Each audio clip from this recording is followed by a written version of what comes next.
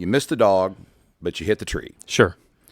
You may need a lot of money at one time to pay medical bills, right? At 67 with Medicare and everything else, probably mostly covered. But let's say we need some money for rehabilitation or something, right? So you may need a check. You may need more income because you now have to be in a wheelchair. You've got to adjust the house, or you've got to have home health care come in. Here's the one that shocks people.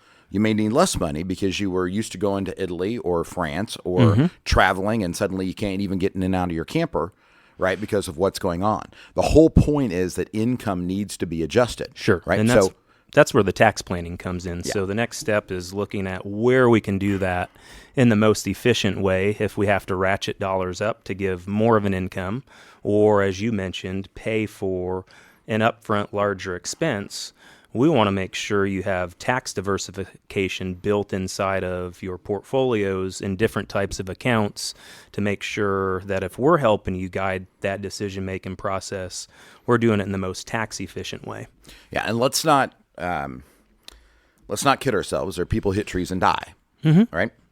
And so here is a very unjust part of the United States tax code. If Aaron is in an accident on the way home from this radio show tonight, right? He and Jessica are married. They've got three young daughters. Jessica will be married filing jointly for 2 years, right? She'll get a finish this year, plus she's got all of next year.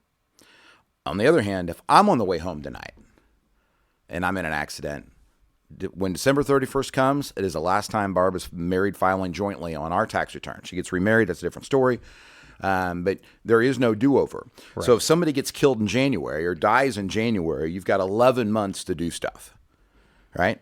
One of the things that as a certified financial planner that annoys me is we are taught to tell people academically that if something happens to you, do not make any major decisions for 3 to 6 months because you're not emotionally prepared.